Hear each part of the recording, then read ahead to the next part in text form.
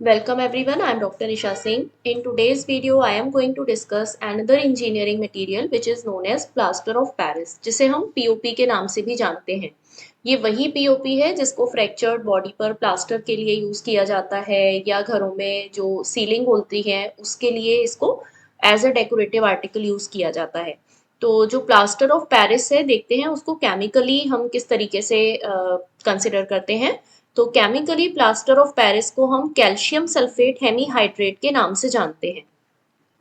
Calcium sulphate hemihydrate का मतलब है कि जो कैल्शियम सल्फेट का मॉलिक्यूल है उसके साथ half molecule of water present है, जिसकी वजह से हम इसे हेमीहाइड्रेट नाम से जानते हैं। तो this hemihydrate denotes the half molecule of water. और ये जो कैल्शियम सल्फेट हेमीहाइड्रेट या पीओपी है इसके अंदर पानी के साथ मिक्स होकर सेटिंग और हार्डनिंग की प्रॉपर्टी होती है, जिसकी वजह से इसको हम यूटिलाइज कर पाते हैं। तो it has setting and hardening property with water. POP की मैन्युफैक्चरिंग को हम दो तरीके से यहाँ समझने की कोशिश करेंगे। पहला मेथड हमारा with the help of chemical reaction और दूसरा मेथड होगा एक सिंपल स्कीमेटिक रिप्रेजेंटेशन, जिसमें हम इसके बेसिक रॉ मटेरियल को कन्वर्ट करेंगे प्लास्टर ऑफ पेरिस की फॉर्म में। तो केमिकली जो प्लास्टर ऑफ पेरिस है इसको बनाने के लिए हम यूज करते हैं जिप्सम का। Gypsum is dihydrated form of calcium sulphate. ये जो प्रोडक्ट है जिप्सम, इसको जब हम गर्म करते हैं लगभग 150 डिग्री सेल्सियस टेम्परेचर पे, तो इस टेम्परेचर पर जो वाटर है उस वाटर में से 1.5 मॉलिक्यूल्स ऑफ वाटर एलिमिनेट होता है और केवल हाफ मॉलिक्यूल ऑफ वाटर रह जाता है, जिस बनने वाले कंपाउंड को हम पीओपी के नाम से जानते हैं। लेकिन अगर इसको हम और थोड़ा हाई टेम्परेचर तक गर्म कर दें तो ये हेमीहाइड्रेटेड फॉर्म एनहाइड्रस कैल्शियम सल्फेट में भी कन्वर्ट हो सकती है। तो पीओपी की मैन्युफैक्चरिंग में इस बात का ध्यान रखना होता है कि जब भी हम कन्वर्जन कर रहे हैं तो टेम्परेचर रेंज हमें सेट करके रखनी होती है। तो जो प्रीवियस कंपाउंड हमने लिया this is known as gypsum, जिसको हम dihydrated form of calcium sulphate भी कहते हैं। जो हेमीहाइड्रेटेड फॉर्म है that is known as plaster of Paris, और जो तीसरा कंपाउंड हमारा बना है that is anhydrous calcium sulphate.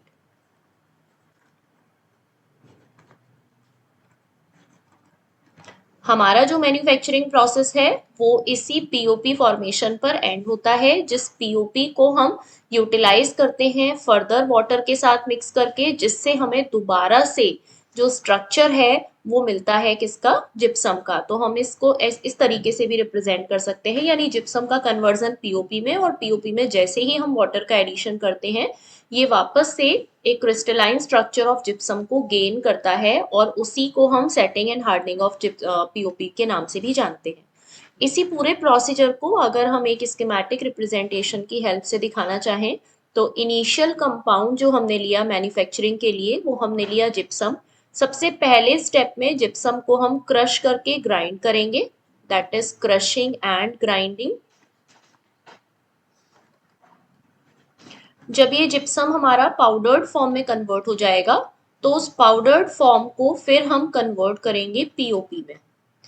ये मिलने वाली पाउडर्ड फॉर्म जिसका हम कैल्सिनेशन करेंगे। कैल्सिनेशन के लिए हमारे पास टेम्परेचर रेंज है 150 डिग्री सेल्सियस। आफ्टर कैल्सिनेशन हमें यहाँ पर मिलता है पीओपी, जिस पीओपी को यूटिलाइज करने के लिए हमें उसका पल्वेराइजेशन करना पड़ेगा, यानी हमें उसको पाउडर्ड फॉर्म में कन्वर्ट करना पड़ेगा। तो हियर इज पल्वेराइजेशन, और आफ्टर पल्वेराइजेशन हमारा फाइनल पाउडर्ड प्रोडक्ट हमें मिलेगा which is known as powdered plaster of Paris या पाउडर्ड पीओपी। तो इनिशियल कंपाउंड जिप्सम, जिसको पाउडर्ड फॉर्म में कन्वर्ट करके हमने फाइनली पाउडर्ड पीओपी की फॉर्मेशन की, कैल्सिनेशन किया 150 डिग्री सेल्सियस टेम्परेचर पे, जिससे जो डाईहाइड्रेटेड फॉर्म है वो हेमीहाइड्रेटेड फॉर्म में कन्वर्ट होती है। जिस तरीके से setting and hardening of cement की स्टडी हम करते हैं बिल्कुल उसी तरीके से प्लास्टर ऑफ पेरिस के लिए भी सेटिंग एंड हार्डनिंग की स्टडी हम करते हैं और उसके स्ट्रक्चर को समझने की कोशिश करते हैं। तो जब भी कभी हम केमिकली पानी के साथ में पीओपी को मिक्स करते हैं, तो ऊपर भी मैंने रिएक्शन में बताया था कि जो जिप्सम है उसका कन्वर्जन तो प्लास्टर ऑफ पेरिस में होता है, लेकिन प्लास्टर ऑफ पेरिस में जैसे ही हम वाटर को मिक्स करते हैं ये वापस से क्रिस्टलाइन स्ट्रक्चर ऑफ जिप्सम में कन्वर्ट हो जाता है, जिसके अंदर सेटिंग एंड हार्डनिंग की प्रॉपर्टी होती है। तो जब तक हम पानी मिक्स नहीं कर रहे हैं तब तक हमारा जो पीओपी है वो उसी स्ट्रक्चर की फॉर्म में बरकरार है, लेकिन जैसे ही हम इसमें पानी मिक्स करते हैं जो पीओपी है वो वापस से डाईहाइड्रेटेड फॉर्म में कन्वर्ट हो जाता है कुछ इस तरीके से, CaSO4 dot half H2O which is hemihydrated form of calcium sulfate। और जैसे ही इसका हाइड्रेशन हम करेंगे यानी इसके अंदर हम वाटर अप्लाई करेंगे तो ये धीरे धीरे करके एक क्लोज्ड क्रिस्टल लाइक स्ट्रक्चर की फॉर्मेशन करने लगेगा, जो कि हमारा स्ट्रक्चर कहलाता है जिप्सम का। तो this is POP and this is the structure of gypsum.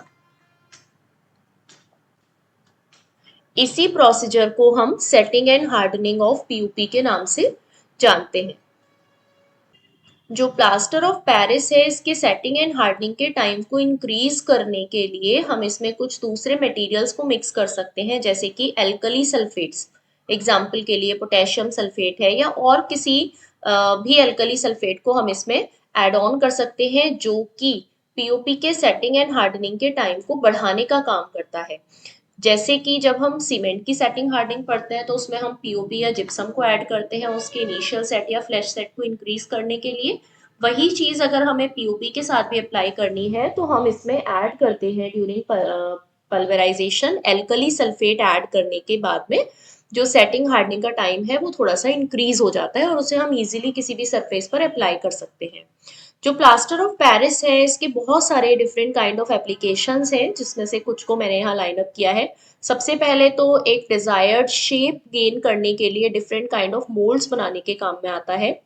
आपने देखा होगा मार्केट में बहुत सारे स्कल्पचर्स, बहुत सारी जो मूर्तियां होती हैं वो बिकती हैं, तो उनके लिए जो मोल्ड होते हैं वो मोल्ड इसी प्लास्टर ऑफ पेरिस से बनाए जाते हैं। सबसे इम्पॉर्टेंट पार्ट, कोई भी फ्रैक्चर्ड बॉडी पार्ट है तो उसकी प्लास्टरिंग के लिए यूज किया जाता है इसी प्लास्टर ऑफ पेरिस को।